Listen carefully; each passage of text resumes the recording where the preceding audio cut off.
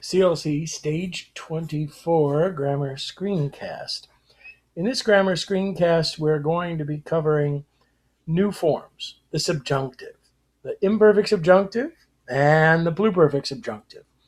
Think of them as infinitives with person number. No tense, but they're a nice upside down world. Also dealing with the morphology, and we'll see how these work. Plus, we'll go to the relative adverb. We'll add a little wrinkle to the indirect statement clause.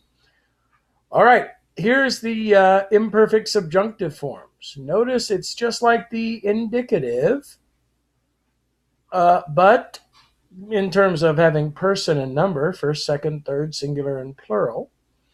But instead of having tense, they really don't. Well, how do they form? They really form pretty easy. What do you see in them? You see the present infinitive. You see the present infinitive with the same person number endings, ms to mus tus unt. So the imperfect subjunctive is formed off the present infinitive. That's the easiest way to look at it. So you take the present infinitive plus the endings.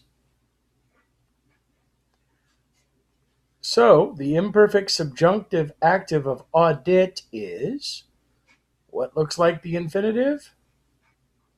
This one looks like the present infinitive. That's correct.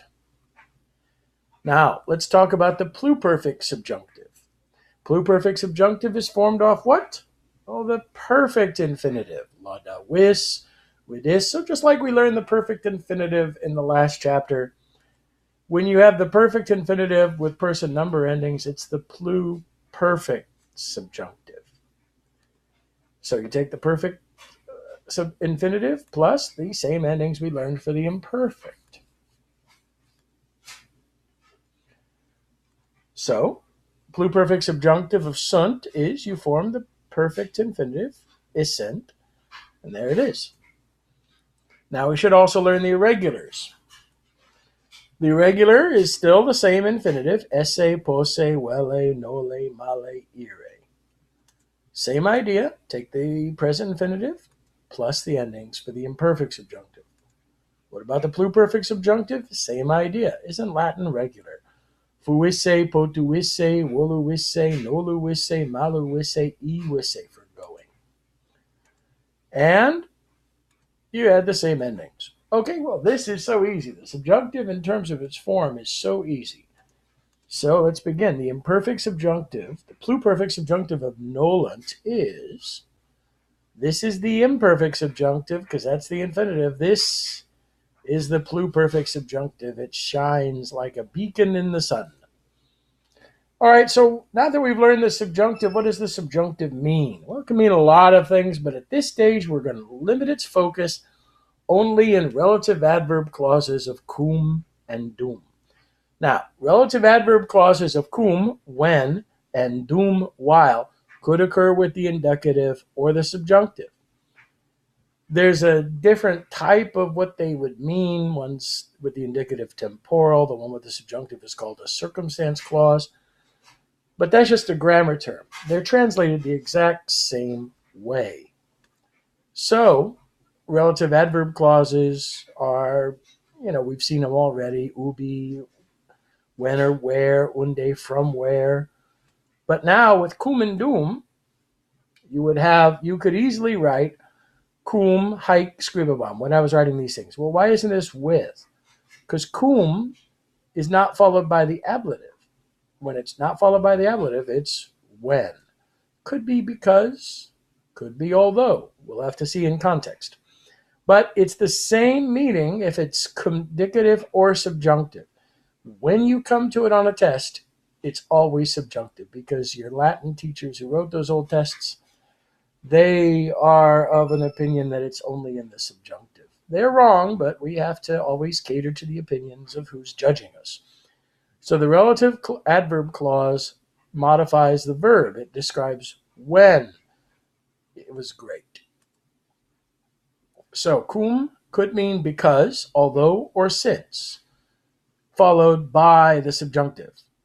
So the leader failed the city, right? leader surrendered the city since the enemy were outside the gates. When, it's really when, but because although and since are kind of just English issues. The 10th Legion was victorious when the leader had been captured, or probably I was defeated actually because its lead general had been captured. So a relative adverb clause is signified this way. Adverb, I fell quite quickly when I was walking. So in a cum and dum relative adverb clause, the pluperfect and imperfect subjunctive have translated with tense meanings. Only when they're in those clauses. It's all about the clause. So the cum makes it act like the indicative. So cum, again, when militarem, subjunctive. First singular, imperfect subjunctive. When I was soldiering in Britain, relative adverb clause. Well, that chapter is pretty good. Now let's talk about indirect statement clauses. We covered the indirect statement clause, what happened last chapter with the present.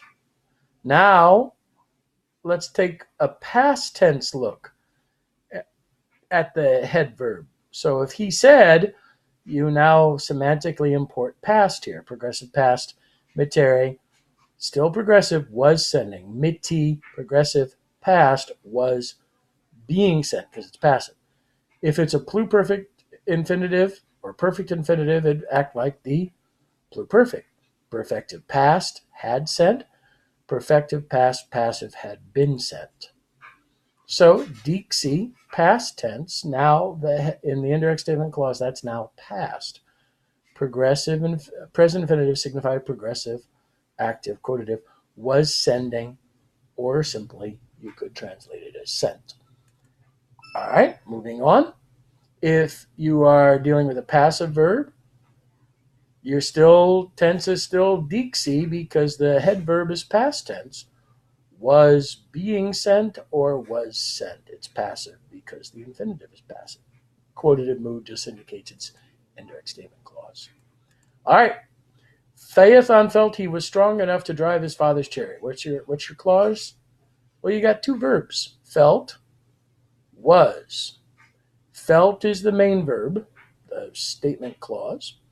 Head verb, feelings, indicating indirect statement clause. He was strong enough. Well, what's he was strong enough? Well, that's an equational phrase. This is the sexy distractor, fortis. But it's an equational phrase in what kind of clause? Indirect statement clause. Therefore, it's fortem. All right, that takes care of everything we've covered in stage 24. I know you've got a lot of questions. Write down at least one or two of them, and we'll cover those tomorrow in class.